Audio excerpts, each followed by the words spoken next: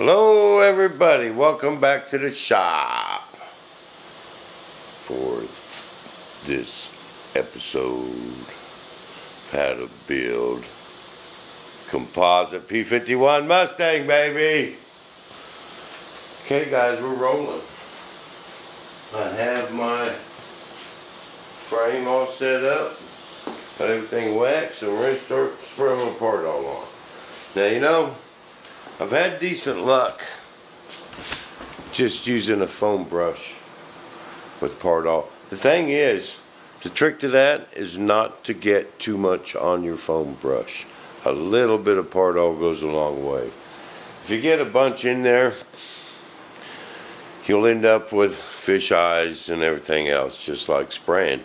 The trick is to spread it thin. I've even seen on YouTube where they spread it on with a paper towel. You know, and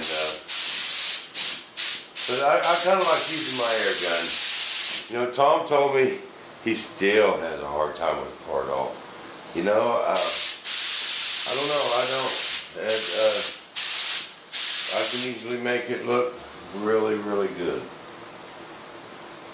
And how I do it, a lot of air pressure, blow it out. That ain't blowing nothing yet, just got part of the trigger down. Light coat, especially the first 2 or 3. That's it. Don't even pull the trigger down all the way. Just dust it. Hit it from different angles. Just dust it, and it dries fast, like that too.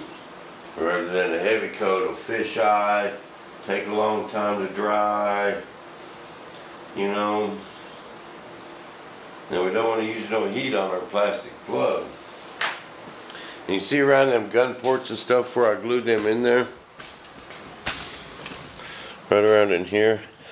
That was going to leave a much deeper panel line than the regular panel line. So that's why I kind of filled that in with clay. And then I you know, scratched it down to about the same height. So that should come out looking like the rest of the panel lines. Or not like I glued them pieces in.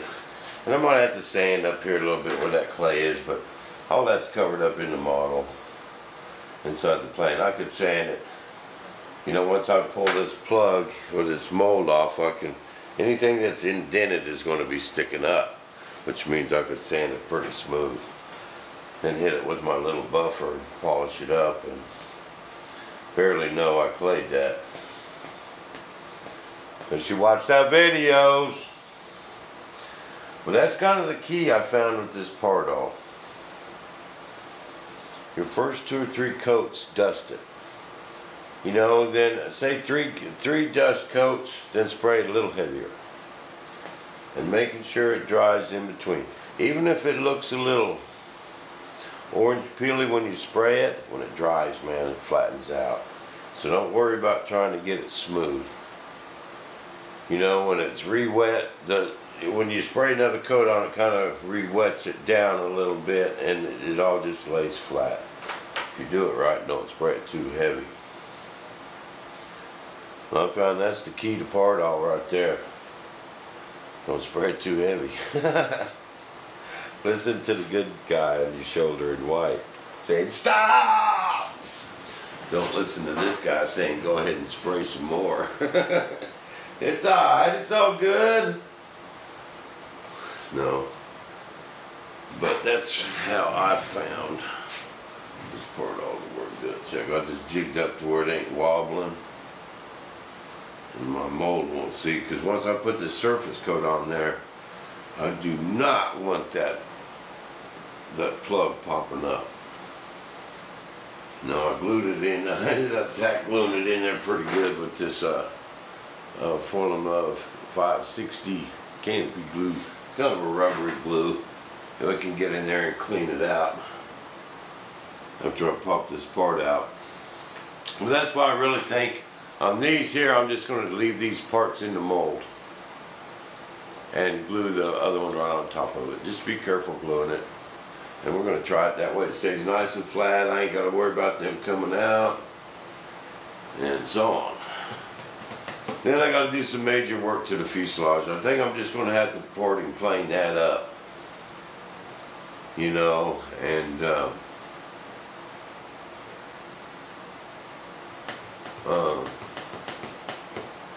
do that a conventional method, just on a smaller scale, because of the way it goes together and the way the back is, or that, or do a lot of clay and make it more scale, or clay it up. You know, that's the question, and I'm going to stew on it.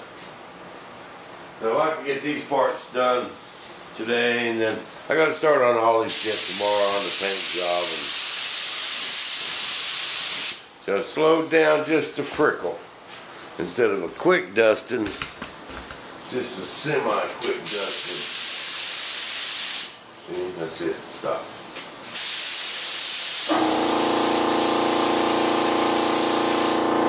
Probably rotate these parts too.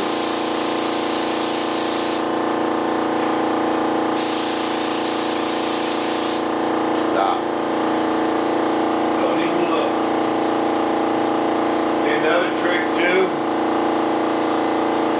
is I thin down my Pardol just a tad.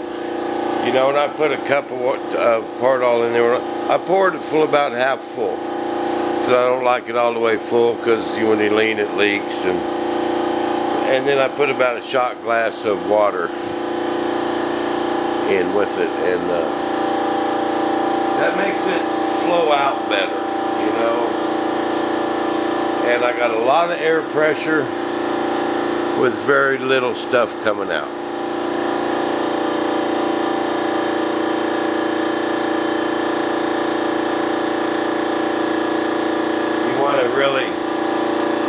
You want to atomize this stuff as much as possible.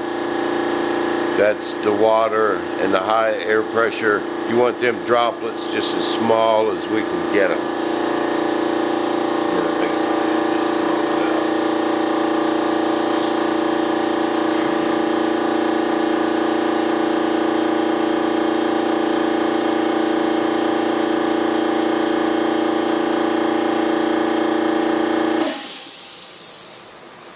Then after I'm going to put several coats of this, of the Pardol, because of the clay, and I want a really shiny coat on top of my wing, because it'll look better in the part. If that is smooth and shiny, there's a couple of places on my wing, it's just in the plastic where it's kind of dull. Well, that'll transfer right to your mold, you know, with a little bit of Pardol. But if you got a nice, shiny, smooth coat on there, that's how your part's going to turn out. Because it ain't your plug at this point. It's going to look like what your Pardol looks like. So the better you are at spraying Pardol, the nicer your molds will come out. That's fact. That's what my Uncle Jack used to say. Now I say, oh, that's a Jack fact.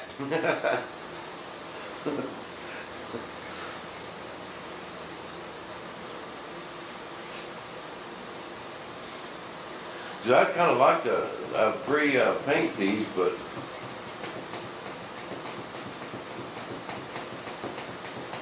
I want them to look good too, you know, so we'll see how they come out. Nothing else, we'll just prime them, you know, and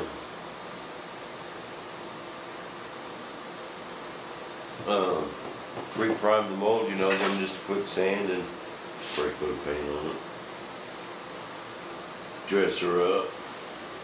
I was on eBay a lot, or again last night, man. They got bunches of stuff for these, man. Everything from pilots, you know, a lot of different decal sets, you name it. They got the upgrades for these. You can put the machine guns in the wings. You can really dress this airplane up, man. They got all kinds of stuff.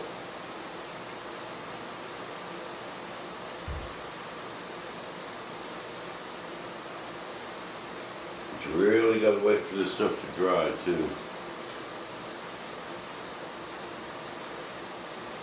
If If you keep building it up when it's wet, it'll end up fishining on you. Because all the wax we just put on there. That's what we're fighting right now, is that wax. We're trying to spray a water-based product over something we just waxed.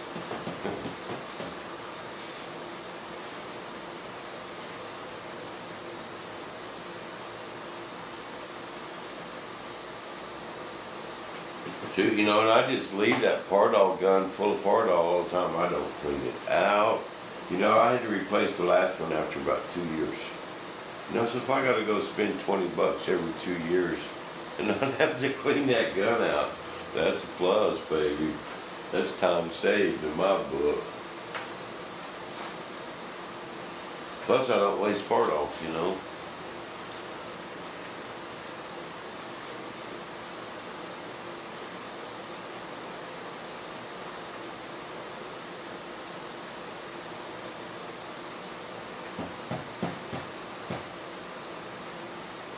We used to see some of Thomas' big molds he's got made like this. Most of his molds got sides on them about 12 inches. Except that Dauntless, it's got sides on it about, man, 2-3 foot.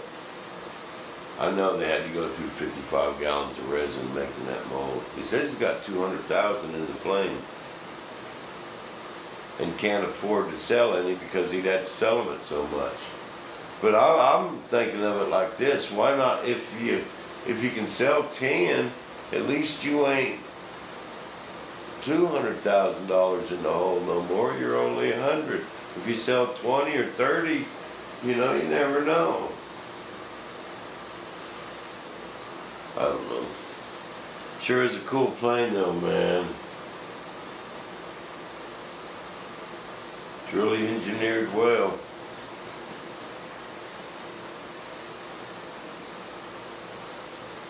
Well, I'd want to finish that thing, man. Get it in the air. It's almost done. You see the landing gear for it. Oh my goodness. Oh, that's not quite dry yet. Alright guys, well I'm going to finish this part off. And when I make up